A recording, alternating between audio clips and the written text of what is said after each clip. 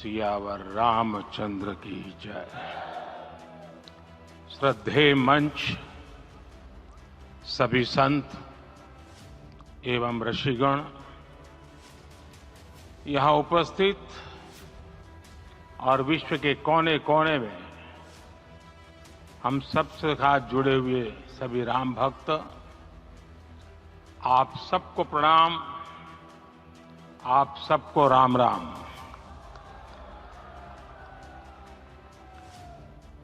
आज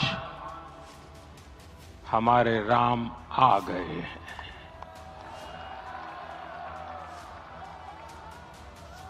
सदियों की प्रतीक्षा के बाद हमारे राम आ गए हैं।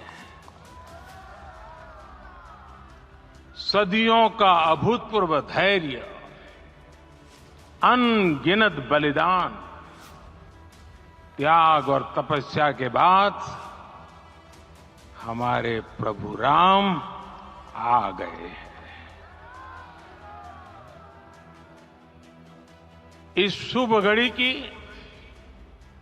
आप सभी को, समस्त देशवासियों को बहुत बहुत बधाई। मैं अभी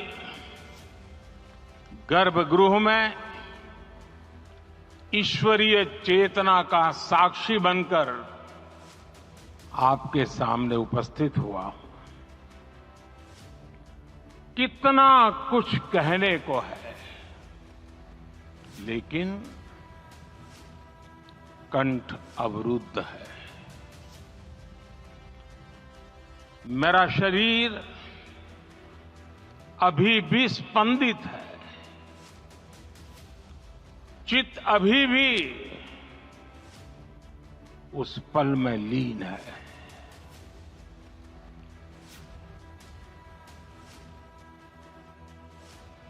हमारे रामलला अब टेंट में नहीं रहेंगे।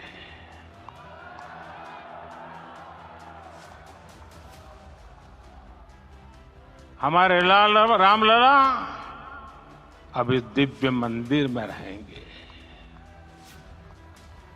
मेरा पक्का विश्वास है, अपार श्रद्धा है कि जो घटित हुआ है, इसकी अनुभूति देश के, विश्व के कोने कोने में राम भक्तों को हो रही होगी। ये क्षण अलौकिक है, ये पल पवित्रतम है। ये माहौल, ये वातावरण, ये ऊर्जा, ये घड़ी प्रभु श्री राम का हम सब पर आशीर्वाद है। 22 जनवरी 2024 का ये सूरज एक अद्भुत आभा लेकर आया है। 22 जनवरी 2024 ये कैलेंडर पर लिखी एक तारीख नहीं, ये एक नए काल चक्र का उद्गम है।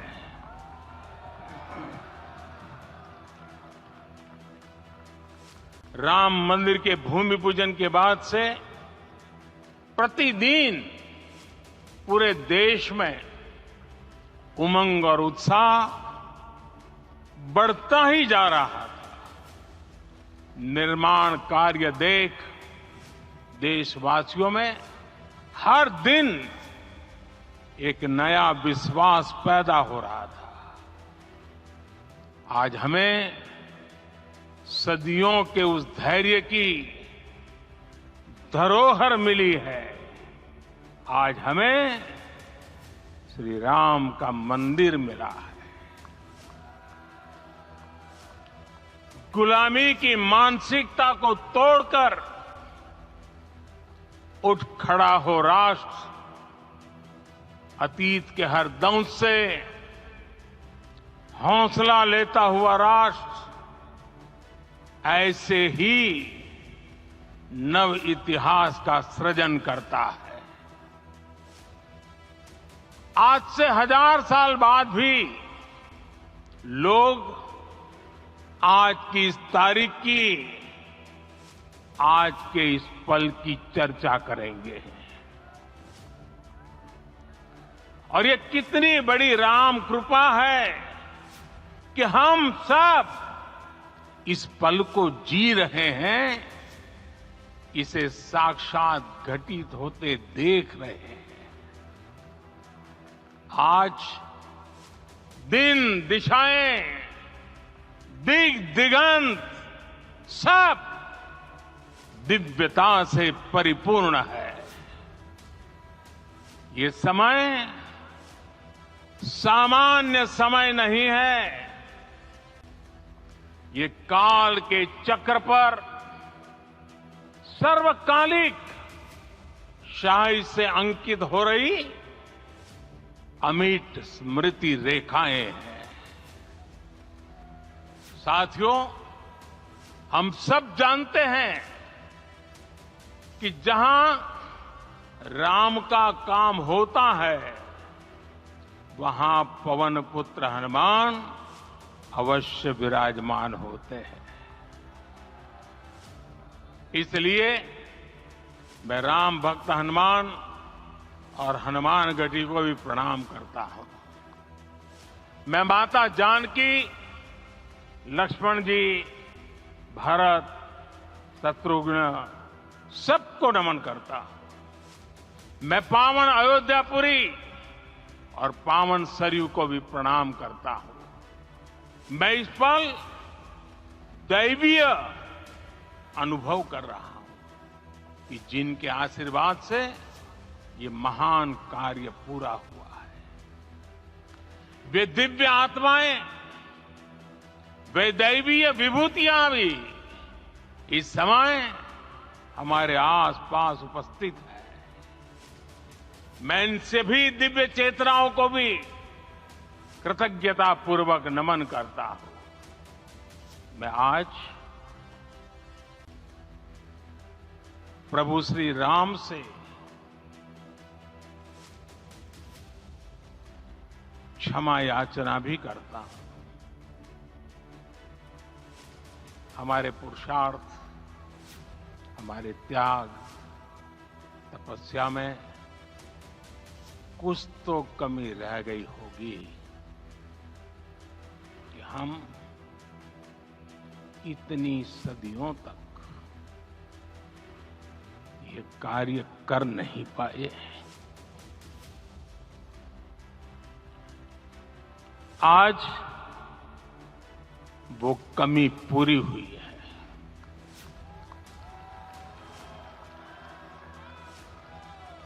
मुझे विश्वास है प्रभु राम आज हमें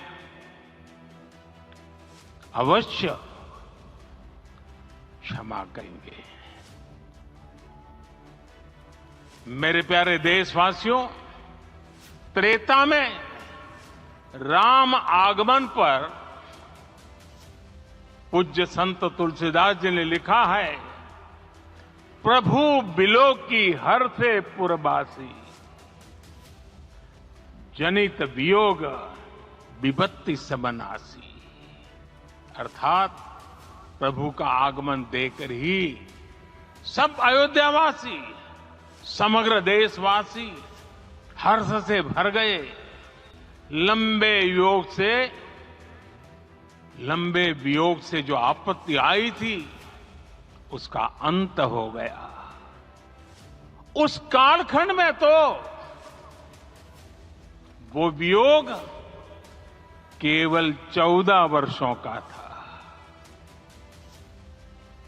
तब भी इतना असह्य था। इस युग में तो अयोध्या और देशवासियों ने सैकड़ों वर्षों का वियोग सहा है। हमारी कई कई पीढ़ियों ने वियोग सहा है। भारत के तो संविधान में उसकी पहली प्रति में भगवान राम विराजमान है।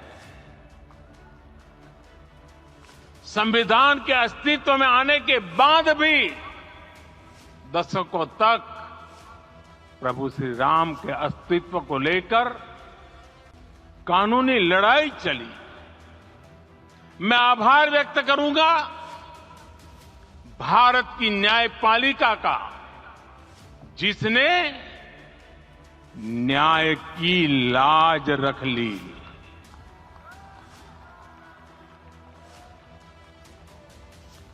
न्याय के पर्याय प्रभु राम का मंदिर भी न्यायबद्ध तरीके से ही बना। साथियों, आज गांव-गांव में एक साथ कीर्तन संकीर्तन हो रहे हैं। आज मंदिरों में उत्सव हो रहे हैं, स्वच्छता अभियान चलाए जा रहे हैं। पूरा देश आज दीपावली मना रहा है। आज शाम घर घर राम ज्योति प्रज्वलित करने की तैयारी है। कल मैं श्री राम के आशीर्वाद से धनुषकोडी में राम सेतु के आरंभ बिंदु अरिचल मुनाई पर था। जिस घड़ी प्रभु राम समुद्र पार करने निकले थे, वो एक पल था जिसने काल चक्र को बदला था। उस भावमय पल को महसूस करने का मेरा ये विनम्र प्रयास था। वहां पर मैंने पुष्प वंदना की। वहां मेरे भीतर एक विश्वास जगा कि जैसे उस समय काल चक्र बदला था, उसी तरह अब काल चक्र फिर बदलेगा और शुभ दिशा में बढ़ेगा। अपने 11 दिन के व्रत अनुष्ठान के दौरान मैंने उन स्थानों का चरण स्पर्श करने का प्रयास किया जहां प्रभु राम के चरण पड़े थे। चाहे वो नासिक का पंचवटी धाम हो, केरला का पवित्र त्रिपायर मंदिर हो, आंध्र प्रदेश में लेपाक्षी हो, श्रीरंगम में रंगनाथ स्वामी मंदिर हो, रामेश्वरम में श्री रामनाथ स्वामी मंदिर हो, या फिर धनुषकोडी। मेरा सौभाग्य है कि इसी पुनीत पवित्र भाव के साथ मुझे सागर से सरयू तक की यात्रा का अवसर मिला। सागर से सरयू तक हर जगह राम नाम का वही उत्सव भाव छाया हुआ है। प्रभु राम तो भारत की आत्मा के कण कण से जुड़े हुए हैं। राम भारतवासियों के अंतर मन में विराजे हुए हैं। हम भारत में कहीं भी किसी की अंतरात्मा को छुएंगे तो इस एकत्व की अनुभूति होगी और यही भाव सब जगह मिलेगा। इससे उत्कृष्ट, इससे अधिक देश को समायोजित करने वाला सूत्र और क्या हो सकता है। मेरे प्यारे देशवासियों, मुझे देश के कोने कोने में अलग अलग भाषाओं में रामायण सुनने का अवसर मिला है, लेकिन विशेषकर पिछले 11 दिनों में रामायण अलग अलग भाषा में अलग राज्यों से मुझे विशेष रूप से सुनने का मौका मिला। राम को परिभाषित करते हुए ऋषियों ने कहा है, रमन्ते यस्मिन् इति रामः, अर्थात जिसमें रम जाए वही राम है। राम लोक की स्मृतियों में, पर्वत से लेकर परंपराओं में सर्वत्र समाये हुए हैं। हर युग में लोगों ने राम को जिया है। हर युग में लोगों ने अपने अपने शब्दों में अपनी अपनी तरह से राम को अभिव्यक्त किया है और ये राम रस जीवन प्रवाह की तरह निरंतर बहता रहता है। प्राचीन काल से भारत के हर कोने के लोग राम रस का आचमन करते रहे हैं। राम कथा असीम है और रामायण भी अनंत है। राम के आदर्श, राम के मूल्य, राम की शिक्षाएं सब जगह एक समान है। प्रिय देशवासियों, आज इस ऐतिहासिक समय में देश उन व्यक्तित्वों को भी याद कर रहा है जिनके कार्य और समर्पण की वजह से आज हम ये शुभ दिन देख रहे हैं। राम के इस काम में कितने ही लोगों ने त्याग और तपस्या की पराकाष्ठा करके दिखाई है। उन अनगिनत राम भक्तों के, उन अनगिनत कार सेवकों के और उन अनगिनत संत महात्माओं के हम सब ऋणी हैं। साथियों, आज का ये अवसर उत्सवता का क्षण तो है ही, लेकिन इसके साथ ही यह क्षण भारतीय समाज की परिपक्वता के बोध का भी क्षण है। हमारे लिए ये अवसर सिर्फ विजय का नहीं, विनय का भी है।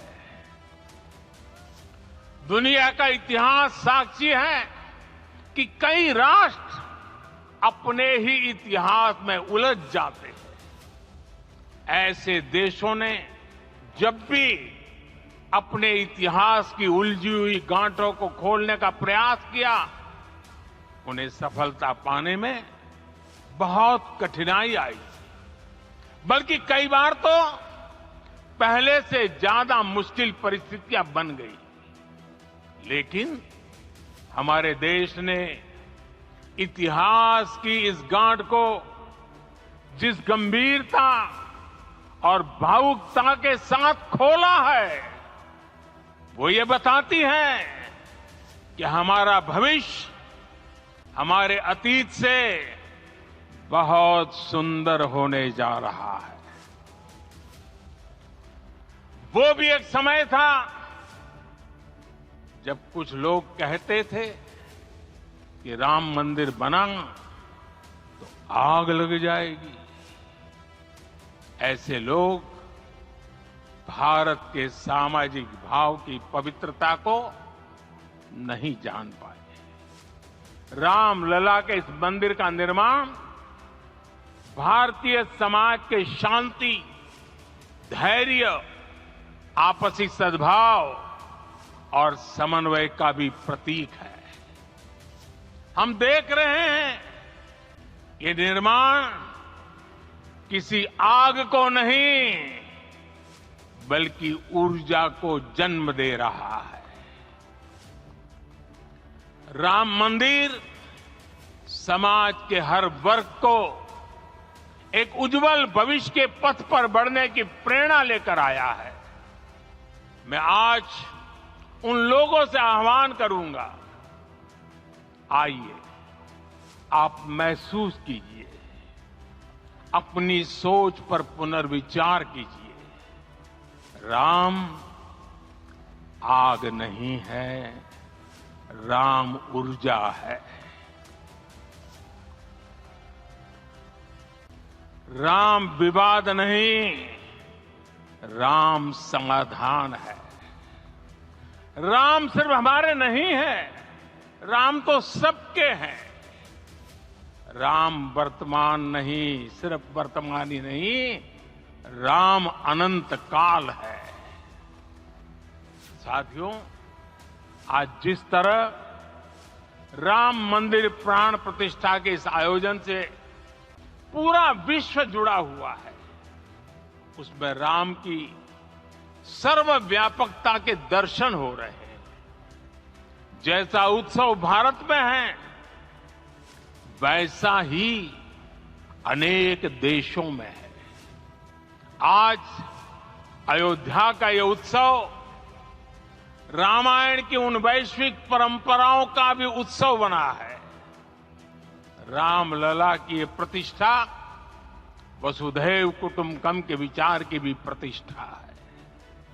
साथियों, आज अयोध्या में केवल श्री राम के विग्रह रूप की प्राण प्रतिष्ठा नहीं हुई है, ये श्री राम के रूप में साक्षात भारतीय संस्कृति के प्रति अटूट विश्वास की भी प्राण प्रतिष्ठा है।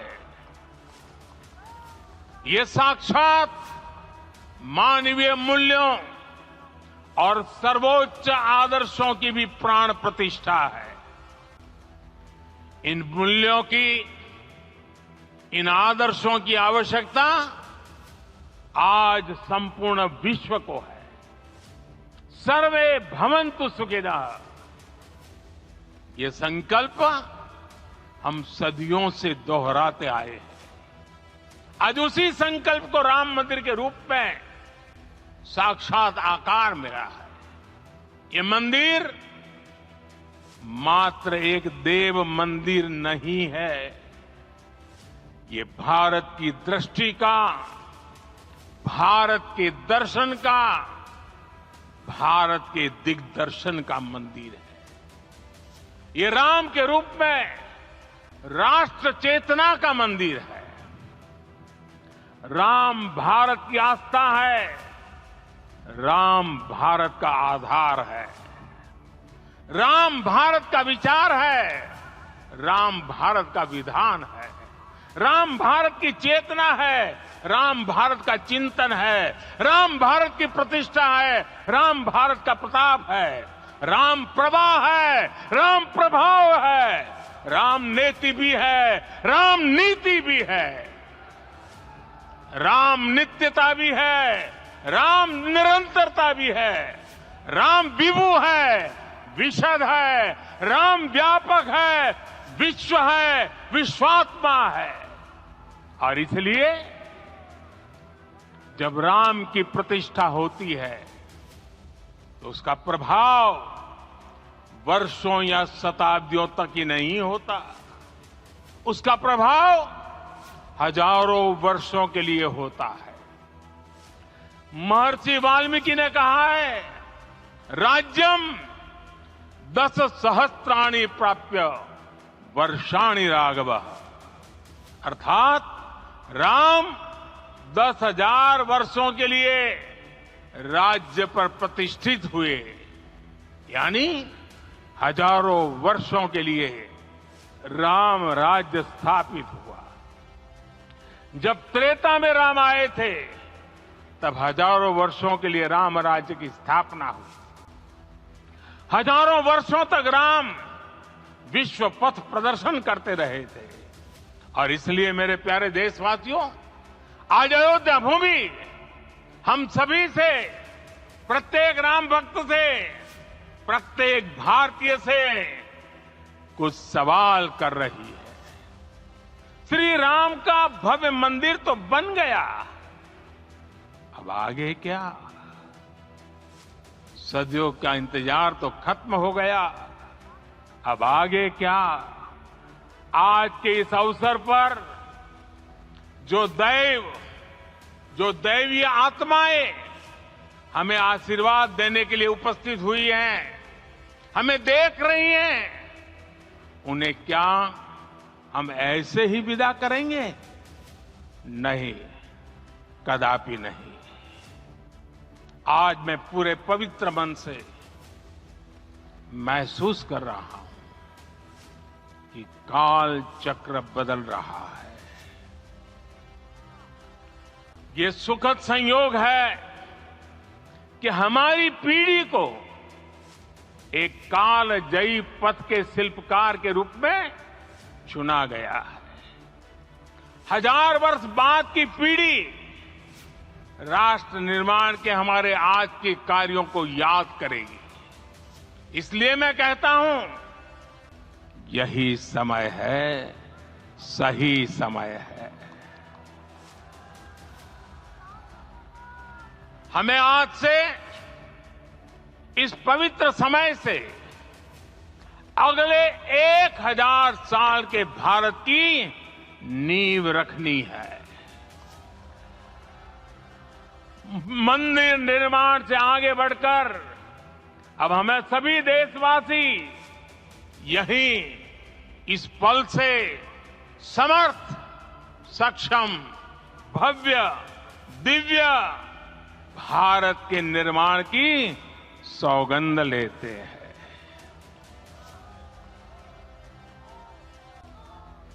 राम के विचार मानस के साथ ही जनमानस में भी हो, यही राष्ट्र निर्माण की सीढ़ी है। साथियों, आज के युग की मांग है कि हमें अपने अंतःकरण को विस्तार देना होगा। हमारी चेतना का विस्तार देव से देश तक, राम से राष्ट्र तक होना चाहिए। हनुमान जी की भक्ति, हनुमान जी की सेवा, हनुमान जी का समर्पण, ये ऐसे गुण हैं जिन्हें हमें बाहर नहीं खोजना पड़ता। प्रत्येक भारतीय में भक्ति, सेवा और समर्पण के भाव समर्थ, सक्षम, भव्य, दिव्य भारत का आधार बनेंगे। और यही तो है देव से देश और राम से राष्ट्र की चेतना का विस्तार। दूर सुदूर जंगल में, कुटिया में जीवन गुजारने वाली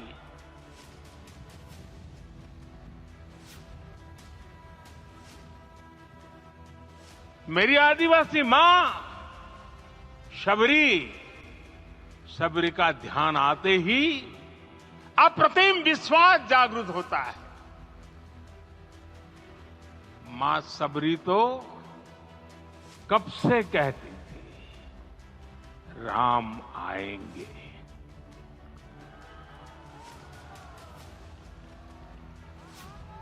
प्रत्येक भारतीय में जन्मा यही विश्वास समर्थ, सक्षम, भव्य भारत का आधार बनेगा। और यही तो है देव से देश और राम से राष्ट्र की चेतना का विस्तार। हम सब जानते हैं कि निषाद राज की मित्रता सभी बंधनों से परे है। निषाद राज का राम के प्रति सम्मोहन, प्रभु राम का निषाद राज के लिए अपनापन कितना मौलिक है। सब अपने हैं, सभी समान है। प्रत्येक भारतीय में अपनत्व की, बंधुत्व की ये भावना समर्थ, सक्षम, भव्य, दिव्य भारत का आधार बनेगी। और यही तो है देव से देश और राम से राष्ट्र की चेतना का विस्तार। साथियों, आज देश में निराशा के लिए रत्ती भर भी स्थान नहीं है। मैं तो बहुत सामान्य हूं, मैं तो बहुत छोटा हूं। अगर कोई ये सोचता है तो उसे गिलहरी के योगदान को याद करना चाहिए। गिलहरी का स्मरण ही हमें हमारी इस हिचक को दूर करेगा, हमें सिखाएगा कि छोटे बड़े हर प्रयास की अपनी ताकत होती है अपना योगदान होता है और सबके प्रयास की यही भावना समर्थ, सक्षम, भव्य, दिव्य भारत का आधार बनेगी। और यही तो देव से देश और राम से राष्ट्र की चेतना का विस्तार। साथियों, लंकापति रावण प्रकांड ज्ञानी थे, अपार शक्ति के धनी थे, लेकिन जटायु जी की मूल्य निष्ठा देखिए। वे महाबली रावण से भिड़ गए। उन्हें भी पता था कि वो रावण को परास्त नहीं कर पाएंगे, लेकिन फिर भी उन्होंने रावण को चुनौती दी। कर्तव्य की यही पराकाष्ठा समर्थ, सक्षम, भव्य, दिव्य भारत का आधार है। और यही तो है देव से देश और राम से राष्ट्र की चेतना का विस्तार। आइए हम संकल्प लें कि राष्ट्र निर्माण के लिए हम अपने जीवन का पल पल लगा देंगे। राम काज से राष्ट्र काज, समय का पल पल, शरीर का कण कण राम समर्पण को राष्ट्र समर्पण के ध्येय से जोड़ देंगे। मेरे देशवासियों, प्रभु श्री राम की हमारी पूजा विशेष होनी चाहिए। ये पूजा स्व से ऊपर उठ करके समष्टि के लिए होनी चाहिए। ये पूजा अहम से उठकर वयम के लिए होनी चाहिए। प्रभु को जो भोग चढ़ेगा वो विकसित भारत के लिए हमारे परिश्रम की पराकाष्ठा का प्रसाद भी होगा। हमें नित्य पराक्रम, पुरुषार्थ, समर्पण का प्रसाद प्रभु राम को चढ़ाना होगा। इनसे नित्य प्रभु राम की पूजा करनी होगी, तब हम भारत को वैभवशाली और विकसित बना पाएंगे। मेरे प्यारे देशवासियों, ये भारत के विकास का अमृत काल है। आज भारत युवा शक्ति की पूंजी से भरा हुआ है, ऊर्जा से भरा हुआ है। ऐसी सकारात्मक परिस्थितियां फिर न जाने कितने समय बाद बनेगी। हमें अब चूकना नहीं है, हमें अब बैठना नहीं है। मैं अपने देश के युवाओं से कहूंगा, आपके सामने हजारों वर्ष की परंपरा की प्रेरणा है। आप भारत की उस पीढ़ी का प्रतिनिधित्व करते हैं जो चांद पर तिरंगा लहरा रही है। वो 15 लाख किलोमीटर की यात्रा करके सूर्य के पास जाकर मिशन आदित्य को सफल बना रही है। जो आसमान में तेजस और सागर में विक्रांत का परचम लहरा रही है। अपनी विरासत पर गर्व करते हुए आपको भारत का नव प्रभात लिखना है। परंपरा की पवित्रता और आधुनिकता की अनंतता, दोनों ही पथ पर चलते हुए भारत समृद्धि के लक्ष्य तक पहुंचेगा। मेरे साथियों, आने वाला समय अब सफलता का है। आने वाला समय अब सिद्धि का है। ये भव्य राम मंदिर साक्षी बनेगा भारत के उत्कर्ष का, भारत के उदय का। ये भव्य राम मंदिर साक्षी बनेगा भव्य भारत के अभ्युदय का, विकसित भारत का। ये मंदिर सिखाता है कि अगर लक्ष्य सत्य प्रमाणित हो, अगर लक्ष्य सामूहिकता और संगठित शक्ति से जन्मा हो, तब उस लक्ष्य को प्राप्त करना असंभव नहीं है। ये भारत का समय है और भारत अब आगे बढ़ने वाला है। शताब्दियों की प्रतीक्षा के बाद हम यहां पहुंचे हैं। हम सब ने इस युग का इस कालखंड का इंतजार किया है। अब हम रुकेंगे नहीं, हम विकास की ऊंचाई पर जाकर ही रहेंगे। इसी भाव के साथ रामलला के चरणों में प्रणाम करते हुए आप सभी को बहुत बहुत शुभकामनाएं। सभी संतों के चरणों में मेरे प्रणाम। सियावर रामचंद्र की, सियावर रामचंद्र की, सियावर रामचंद्र की।